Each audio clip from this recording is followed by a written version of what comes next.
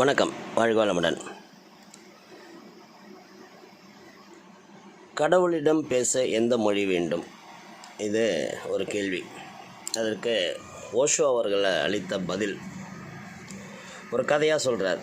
ஆசிரமத்து குருநாதனிடம் புதிதாக வந்த ஒருவன், நான் கடவுளை பார்க்க வேண்டும் என்றான். அதற்கு, ஏன் என்னை தேடி வந்தாய் என்று குருநாதர் கேட்கிறார். கடவுளை எப்படி பார்ப்பது, எந்த மொழியில் பேசுவது என்கிற விவரம் தெரிந்து கொள்ள வந்தேன். சரி, என் சீடர்கள் சில பேர் ஆசிரம தோட்டத்தில் இருக்கிறார்கள், பார்த்து வரலாம், என்னுடன் புறப்படு என்று சொல்லி கூட கூப்பிட்டு அந்த குருநாதர் போகிறார். தோட்டத்தில் ஒரு மரத்தடியில் சிஷ்யர்கள் இருவர் பேசிக்கொண்டிருந்தனர். குருநாதர் வந்தவனிடம் அவர்கள் என்ன செய்கிறார்கள் என்று கேட்டார். ஒருவர் இன்னொருவருடன் பேசி கொண்டிருக்கிறார் என்றான் அந்த கேள்வி கேட்டவன். சரி, அதோ பார், அந்த மரத்தடியில் ஒருவன் அமர்ந்து என்ன செய்கிறான் என்று இன்னொரு மரத்தின் கீழ் தனியே உட்கார்ந்திருந்தவனை சுட்டி காட்டி கேட்டார். அவர் சும்மா உட்கார்ந்திருக்கிறார் என்ன சொல்கிறான் பதில். குருநாதர் சிரித்தார்.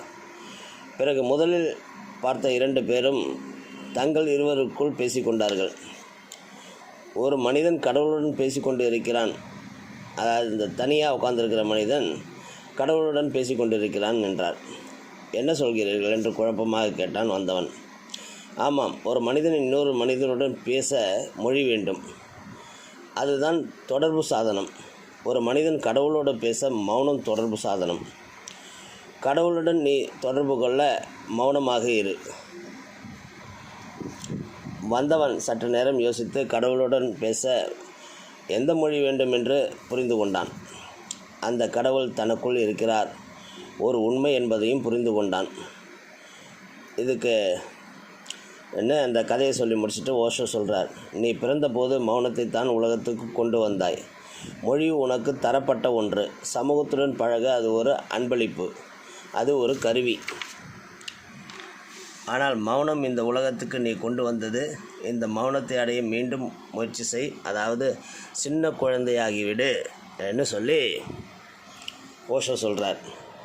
இந்த விஷயம்தான் ஆன்மீக குருமார்கள் பல விதமாக மாற்றி மாற்றி சொல்லியிருப்பாங்க. மௌன விரதங்கள் என்று சொல்லி வேதாத்திரி மகரிஷி மௌன நோன்பு என்று சொல்லி கடைப்பிடிக்கும் போது மிக அருமையான பாடத்திட்டங்கள் இருக்கும். அதில் மௌனமாக தான் இருப்பீங்க, ஆனால் ஆழ்நிலை தியானங்கள் பல விஷயங்கள் அதில் அந்த நிகழ்வுகள் இருக்கும்.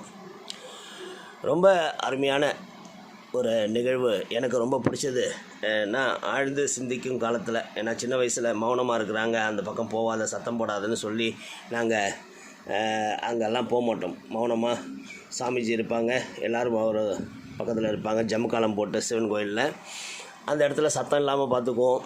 அவங்களுக்கு வேண்டிய பொருள்களெல்லாம் கொண்டு போய் கொடுப்போம். அப்படிலாம் விளையாண்ட காலங்கள் உண்டு. ஆன்மீகத்தோடு சேர்ந்து விளையாடி இருக்குங்கிறது தான் இப்போ புரியுது. சரி, ஓகே. இந்த மௌனம்ங்கிறது நான் இப்போ மனதில் நினைத்து கொண்டு இருக்கிற ஒரு விஷயம். இன்னும் ஒரு வருடத்தில் எங்கேயாவது செட்டில் ஆகணும். இது எல்லாத்தையும் நான் எதெல்லாம் ப்ராக்டிஸ் பண்ணி பார்க்கணுன்னு நினைக்கிறேனோ அது எல்லாத்தையும் ப்ராக்டிஸ் பண்ணி பார்க்கணுன்னு ஒரு ஆழ்ந்த எண்ணம் ஓடிட்டுருக்குது. அதே நேரத்தில் இப்போ சென்னை சேர்ந்த ஒருத்தவங்க வாரம் செவ்வாய்க்கிழமை அன்னைக்கு மௌன நோன்பு இருக்கிறாங்க. மிகப்பெரிய ஆச்சரியம் எனக்கு, ஒரு பொறாமையும் கூட. எப்படா இவங்களெல்லாம் முடியுது என்ன ஒரு ஆதங்கமும் இருக்குது. இந்த மௌனம்ங்கிறது இன்றைக்கி இந்த பதிவு செவ்வாய்க்கிழமை அன்னைக்கு 13 பிப்ரவரி மாதம் 2024 ரெக்கார்ட் பண்ணும்போது அந்த ஞாபகமும் வருது. சென்னை சேர்ந்தவங்களோட மௌன நோன்பும் ஞாபகத்துக்கு வருது.